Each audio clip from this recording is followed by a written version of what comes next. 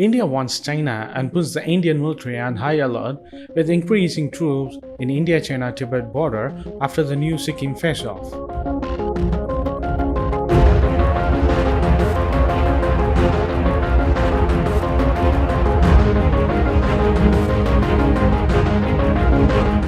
India's President Ram Nath Kovind said the country has deployed additional forces to its disputed Himalayan border with China and Tibet. As tensions rising over the months-long border standoff continues to flare despite multiple rounds of talks. The previous day, External Affairs Minister of India, Jaishankar, condemned China for massing troops and building infrastructure at the border. Mr. Jaishankar said at an academic conference on Thursday in India that China not only signaled a disregard for the commitments about minimizing troop levels, but also showed a willingness to bridge peace and tranquility. Significantly to date, India has not yet received a credible explanation for the change in China's stance or the reason for massing of troops in the border areas near India. It is a different matter that our forces have responded appropriately and held their own in very challenging circumstances.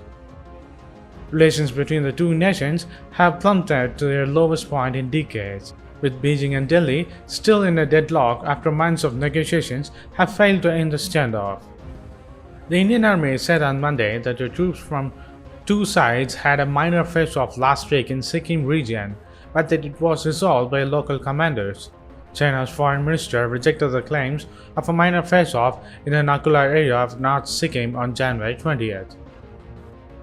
The tensions have prompted calls in India for greater decoupling from China. The Indian government on Tuesday made permanently ban on 59 Chinese apps, including the TikTok and WeChat, for national security reasons. China has urged the Indian side to reverse the bans, which it said violated the World Trade Organization principles.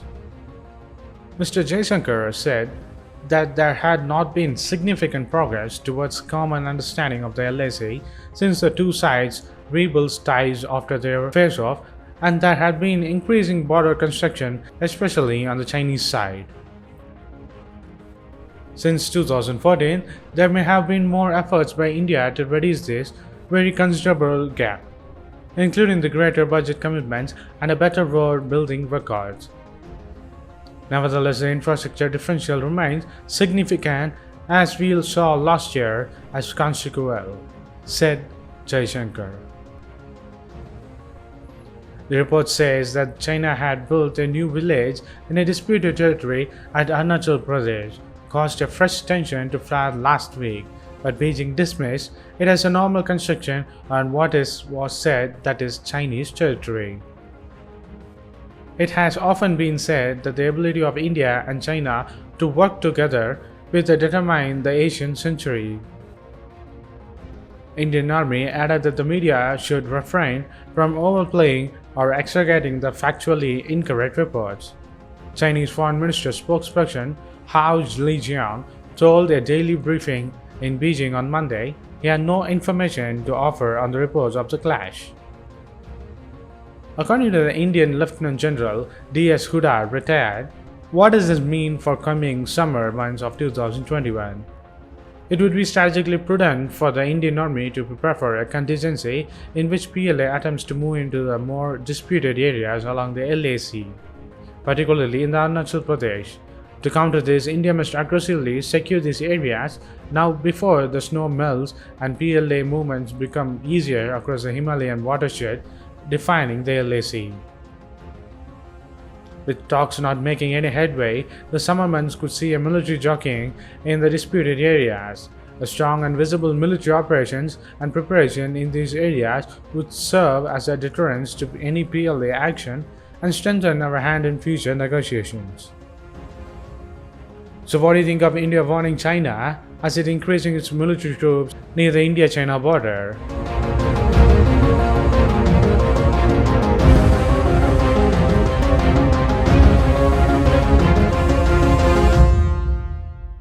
The Indian news agency ANI has reported that US military drones arrived in India in the second week of November and were inducted into flying operations for Indian military. China is scared of India's Tejas and Rafale fighter jets, and it's increasing its 3.5 generation J-16 fighter jets deployments towards India China border.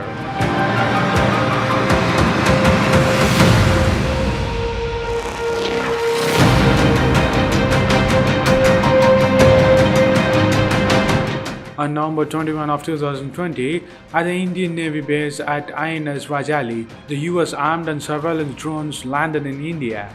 The development comes almost a month after the high-profile visit of the US Secretary of State Mike Pompeo and then Defense Secretary Mark Esper to India for the 2+2 ministerial dialogue. China is likely commissioning more squadron of the multi-role strike fighter jet on the border with India. The Chinese state media has indicated for the first time as the militaries of the two countries dig in and deploy latest weaponry along their line of actual control amid the ongoing border face-off. The sources have also underlined that amid the border tension with China, India has witnessed support from the US. The BECA signed during the top diplomat's visit is aimed at strengthening military ties between New Delhi and Washington. The current induction of the American origin drones to the Indian military has come under the emergency procurement powers granted by the India's defense minister. Both the Indian and the Chinese militaries have deployed more troops and weaponry besides the strengthening infrastructure in the border areas along the LAC amid the worst boundary tensions with China in decades in the eastern Ladakh sector, where the soldiers from the two countries have been locked in a face-off since May of 2020.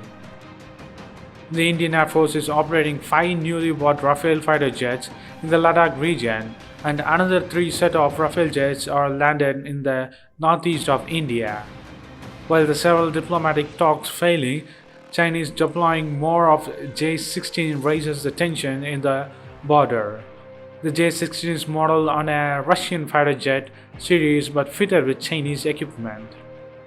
The J-16 is the third-plus generation fighter jet domestically manufactured by China, while India's Tejas and Rafales are the fourth generation and fourth-plus fighter jets. Chinese reports did not mention the number of fighter jets to be commissioned in the western sector, or which fighters they would be replacing. The J-16 is reportedly capable of carrying at least 8 tons of weapons. Although the J-20 is China's more advanced fighter jet, the PLA Air Force still needs J-16 as a second type of fighter jets to take on India's indigenous fourth-generation lightweight combat jet Tejas. The J-16 fighter jet of China is painted with the latest version of the low observable coatings, which experts said are developed to lower the chances of warplanes being detected by the radars. So what do you think of India sending its air forces and land forces near the northeast of Arunachal Pradesh and Sikkim border to China, and China is increasing its J-16 fighter jets in the border area amid the new tension between India and China in the northeast?